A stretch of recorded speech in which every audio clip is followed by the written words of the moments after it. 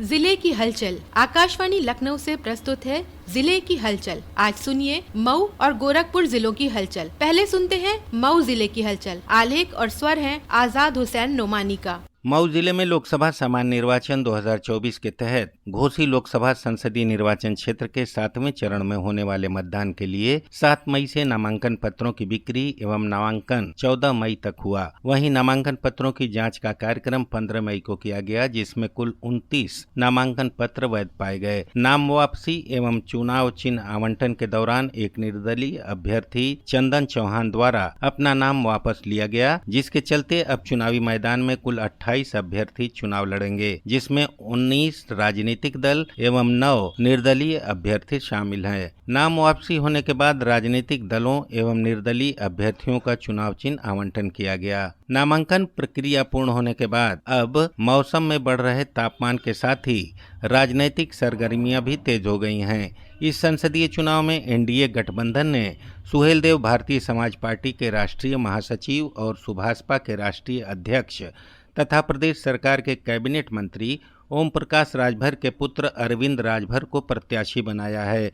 वहीं इंडिया गठबंधन से समाजवादी पार्टी के राष्ट्रीय सचिव और प्रवक्ता राजीव राय समाजवादी पार्टी से चुनाव मैदान में हैं। इनके अलावा बहुजन समाज पार्टी ने वर्ष 1999 में इस संसदीय क्षेत्र से बसपा से ही सांसद रहे बाल कृष्ण चौहान को अपना प्रत्याशी बनाया है। घोसी लोकसभा निर्वाचन क्षेत्र के तहत आने वाले मऊ जनपद की मधुबन, घोसी, मोहम्मदाबाद, गोहना, मऊ तथा बलिया जिले की रसड़ा विधानसभा क्षेत्रों के 10,95,381 पुरुष, 9,71,004 महिला तथा 72 अन्य सहित कुल 20,66,457 मतदाता 28 प्रत्याशियों के चुनावी भाग्य का फैसला 1 जून को करेंगे। इनमें 18 से 19 आयु वर्ग के 28,964, 85 वर्ष से ऊपर आयु वर्ग के 16,274 मतदाता सम्मिलित हैं। कभी कांग्रेस और कम्युनिस्ट पार्टी का गढ़ रहे इस संसदीय सीट पर अब तक हुए चुनाव में 5-5 बार कांग्रेस और भारतीय कम्युनिस्ट पार्टी, 3 बार बहुजन समाज पार्टी, 1 बार जनता पार्टी, निर्दल, समता पार्टी, समाजवादी पार्टी तथा भारतीय जनता पार्टी के प्रत्याशी विजयी रहे हैं। मऊ जिले में लोकसभा चुनाव को सकुशल संपन्न कराने के लिए भारत निर्वाचन आयोग द्वारा नामित तीनों प्रेक्षकों की अध्यक्षता में लोकसभा सीट घोसी के 28 प्रत्याशियों की बैठक कलेक्ट्रेट सभा कक्ष में हुई। बैठक के दौरान सामान्य प्रेक्षक अनिल कुमार सिंह ने कहा कि सभी प्रत्याशी भारत निर्वाचन आयोग द्वारा जारी गाइडलाइन के अनुसार ही चुनाव का प्रचार प्रसार करें। उन्होंने बताया कि किसी भी प्रकार की समस्या के लिए प्रत्याशी हमारे कॉन्टैक्ट नंबर पर कॉल कर सकते हैं या मिलने के निर्धारित समय पर मिलकर अपनी समस्या को बता सकते हैं। उन्होंने कहा कि आप अपनी समस्या को सी विजिल ऐप के माध्यम से भी कर सकते हैं। उन्होंने कहा कि सी विजिल ऐप पर प्राप्त शिकायतों पर 100 मिनट के अंदर कार्रवाई पूर्ण की जाती है। उन्होंने समस्त प्रत्याशियों से कहा कि मतदान स्थल पर पोलिंग एजेंट को नियुक्त करने से पहले उनके कार्यों एवं दायित्वों के बारे में ट्रेनिंग अवश्य दें, जिससे मतदान स्थल पर किसी भी प्रकार की समस्या उत्पन्न न हो। बैठक के दौरान व्यय प्रेक्षक शिव कुमार सालुंखे ने बताया कि लोकसभा सामान्य निर्वाचन 2024 हेतु भारत निर्वाचन आयोग द्वारा प्रत्याशियों के लिए चुनाव के दौरान प्रचार प्रसार हेतु निर्धारित धनराशि व्यय करने का मानक रखा गया है। व्यय प्रेक्षक ने बताया कि सोशल मीडिया पर नजर रखने हेतु एमसीएमसी कमेटी लगातार निगरानी कर रही है एवं किसी भी प्रकार का पेड न्यूज एवं भड़काऊ भाषण मिलने पर संबंधित के खिलाफ कार्रवाई भी की जा रही है। इसके अलावा समाचार पत्रों एवं टीवी चैनलों पर भी नजर रखी जा रही है एवं किसी भी प्रकार का विज्ञापन आदि की सूचना मिलने पर संबंधित प्रत्याशी के खर्चे में विज्ञापन के खर्चे को जोड़ा जा रहा है। इस दौरान पुलिस प्रेक्षक ने कहा कि चुनाव के दृष्टिगत प्रत्येक मतदान स्थल पर सुरक्षा व्यवस्था हेतु पुलिस एवं अन्य सुरक्षा कर्मी की व्यवस्था की गई है, जो चुनाव को सकुशल संपन्न कराएंगे। बैठक के दौरान जिला निर्वाचन अधिकारी प्रवीण मिश्र ने कहा कि किसी भी प्रकार का जुलूस, रोड शो एवं चुनाव से संबंधित आयोजन करने हेतु जिला प्रशासन से अनुमति अवश्य लें, अन्यथा की स्थिति में कार्रवाई की जाएगी। मऊ जिले में ग्रीष्मकालीन सत्र में तेज धूप एवं गर्मी के प्रकोप को देखते हुए 20 मई से 15 जून 2024 तक आंगनवाड़ी केंद्रों पर अवकाश रहेगा। जिला कार्यक्रम अधिकारी अजीत कुमार सिंह ने बताया कि अवकाश अवकाश अवधि में आंगनबाड़ी कार्यकर्ती, मिनी आंगनबाड़ी कार्यकर्त्री एवं सहायिका द्वारा लाभार्थियों को ड्राई राशन, THR का वितरण, वजन, गृह भ्रमण, पोषण ट्रैकर पर फीडिंग, निर्धारित कैलेंडर के अनुसार सामुदायिक गतिविधियों का आयोजन, निर्वाचन ड्यूटी, BHSND सत्र एवं RBS के टीम द्वारा बच्चों का स्वास्थ्य जांच व संदर्भन के साथ साथ अन्य शासकीय विभागीय कार्य नियमित रूप से संपादित किया जाएगा।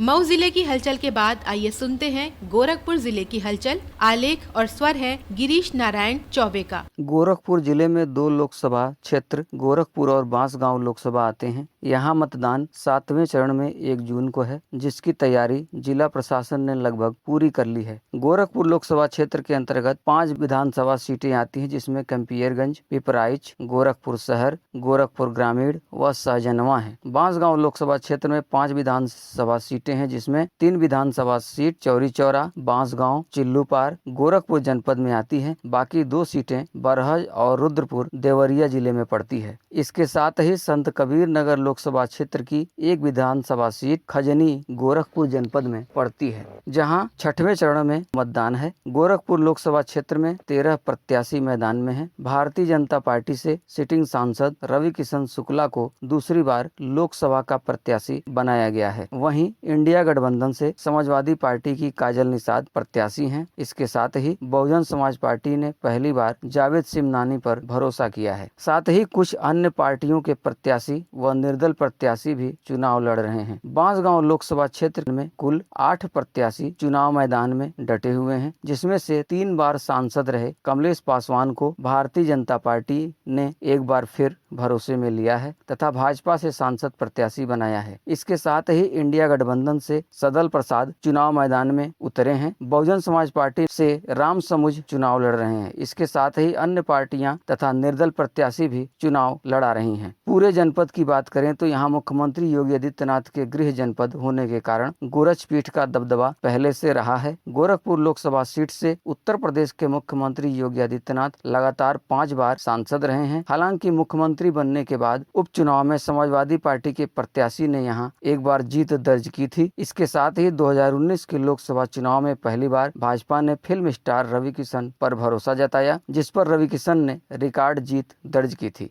यहाँ जिले में करीब 21 लाख मतदाता 1 जून को 13 प्रत्याशियों के राजनीतिक भाग्य का फैसला करेंगे। जिला निर्वाचन अधिकारी कृष्णा करुणेश ने बताया कि मतदान शांतिपूर्ण कराने के लिए तैयारी पूरी हो गई है। मतदाताओं को भी जागरूक किया जा रहा है। मतदान में लगे अधिकारी घर घर जाकर वोटिंग भी करवा रहे हैं। मतदाता जागरूकता को लेकर जिला प्रशासन ने मतदान के दिन लोगों को वोट करने के लिए आमंत्रण पत्र बनवाया है, जिससे लोगों तक पहुंचाया जा रहा है। जनपद में विभिन्न विद्यालय, सामाजिक संगठन के साथ साथ जिला प्रशासन खुद मतदाता जागरूकता के विभिन्न आयोजनों को कर रहा है। हाल ही में शहर के नौकायन से जिला प्रशासन व शिक्षा विभाग द्वारा पिंक स्कूटी रैली निकाली गई, जो शहर के प्रमुख चौराहों से होकर गुजरी, जिसमें लोगों को 1 जून मतदान दिवस पर अपने मताधिकार का प्रयोग करने की अपील की गई। इसके साथ ही मतदाताओं को जागरूक करने के लिए जिला प्रशासन ने एक अनोखी पहल भी की है, जिसमें एक निमंत्रण पत्र छपवाया गया है, जिसमें बड़े ही आदर के साथ लोगों से लोकतंत्र के इस उत्सव में बढ़ चढ़कर भागीदार बनने की अपील की गई है, जिसे जिला प्रशासन लोगों तक पहुंचा रहा है, जिसमें जिले में मतदान प्रतिशत को